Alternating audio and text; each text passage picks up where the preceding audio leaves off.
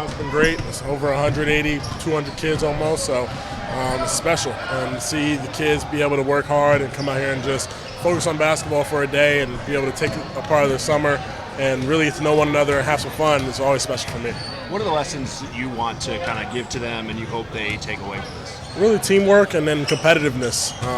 Really about working hard and making sure they come in with the right mentality and right attitude, because the biggest thing is when, especially at this age and as we grow up, your reputation and everything people will make of you. So you don't want to come in and not be your true self, and make sure that people understand that even when you have a bad day, you can still come in with a great mentality and come into work and play well. So everyone here has a great joy, great attitude, and everyone, even when they're tired, has been playing hard. So it's really cool. To build off of that, Grant, you have all these kids, they look up to you. They're kind of like an inspiration of them. You had people you looked up to when you were growing up. So what does that mean to you? This means the world. It shows that it's attainable. That's the way I look at it, is that when I was their age, I was in camps just like this, Kemba Walker's, DJ Augustine's, all these back in the day. And I remember thinking back to these moments and remembering the conversations that I had with those guys, or even if they just shook my hand, it meant the world to me. So I try and come in with great joy and try and show them that I'm here for them just as much as they're here for me. Awesome, thank you. Everything going on, is this a good opportunity to clear your head a little bit, get out here, get your mind off things, probably during a stressful time? Yeah, I was about to say, it's not super stressful for me. It's always fun to be able to come out and spend some time with kids and enjoy the smiles and the joy, because when you're at this age, you making one jump shot shows you the joy of basketball. When you're older, you get mad when you shoot corner threes, or you shoot threes and you miss a layup. But at this age, everyone's just happy to be here. Everyone's happy to just have a great day and surrounded by their peers. And it shows that the joy of basketball, you got to keep it throughout your whole entire life. Have you read all 700 pages of CBA? I think it's only 500, but it's actually, I've done let's just say it's one of those where you skim, because a lot of it's already been there, but then most of it, the new stuff I've read. People are tripping off how you guys get league pass, and why would you guys be millionaires need league pass? What are some of the interesting things working through such an agreement like that? That's a big time contract. It's a major deal. Absolutely, yeah. It's difficult, but at the same time, it's needed for the business of the NBA. And the league pass thing, it's funny because we've always had that. So maybe it's just the first time people have seen it, but we've had that for a while. But everything else in regards to CBA, I feel like we've tried to execute it well. We've tried our best to make sure that it's competitive parity and make sure that every team has a competitive opportunity, because we didn't prevent the super team idea. The whole idea was, if you're going to have those teams, it's going to be very hard to maintain them. So yes, there might be the teams like Suns, Celtics, and those guys, but then there's going to be competitive teams like the Pacers and other teams that are down the line that have really made their teams a lot better, if not only role players, but competitive, just making sure that the league is more balanced and make sure every single night you never know who's going to win.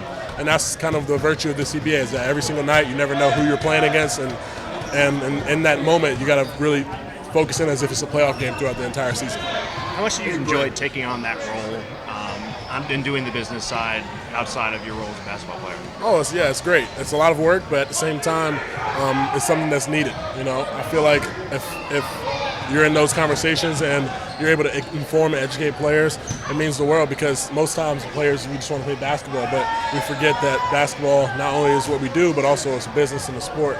So we've got to protect each other, but we also have to be mindful of where we want the league to be headed and how we want to play the rest of our careers. Greg, what do you want these kids who are at your camp to take away from this experience from being here, and what is most important for them to be able to do as they continue to develop as basketball players? Absolutely. I want them to take away some of the drills that they've learned. I want them to take away the relationships that they've made, as well as the mental, the fun that they've had, because these moments you'll remember for a lifetime, and I hope these moments are as joyous as they were for me. And then, what was the second question? What do they need to do moving forward to keep developing and growing as basketball players, and to continue to progress if they want to go far in basketball? Yeah, the biggest thing is just continual growth. Not realize it can be great overnight. I was talking to somebody and they miss a layup, keep trying. Don't just not try a left hand layup anymore because you can make it with your right hand. Get better with your left. Try and train and work hard and and just continue to really get better, because that's how you challenge yourself in life. You don't walk away, you continue to battle on the difficult things. So I hope they can take away that competitiveness and also that drive of saying, like, even when I'm bad at something, I can be great at it. So hopefully those are the lessons that I'll learn leaving the camp. Last two questions. What are your goals going forward, the coming days, coming weeks? Really just, you've accomplished a lot through your career so far.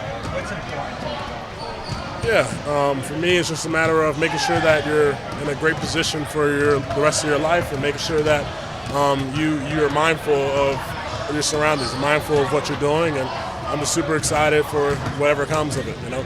How would you describe? Exactly. Did you break your fingers, fracture? What did you do in your hand? Yeah, so I tore a ligament in my hand for sure, and tore a ligament connecting my hand to my finger in March, I think. And played through it from then on. And then Game 6, I think it was against the Miami series. I remember I went for a rebound against Bam, and then I looked down on my hand. I thought my finger had exploded. And next thing I go to pat on the bench, and I say, "Hey, does this feel in place to you? Did I dislocate this? Because I've dislocated fingers before, and it wasn't something that I felt." And he was like, "Yes, it's fully stable." And I was like, "All right, cool."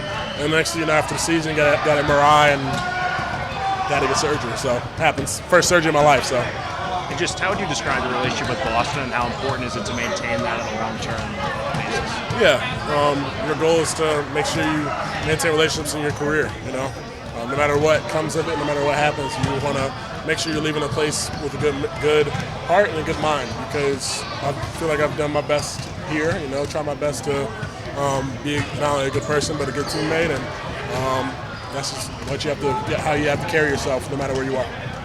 Thank you guys. Appreciate it. Thank you.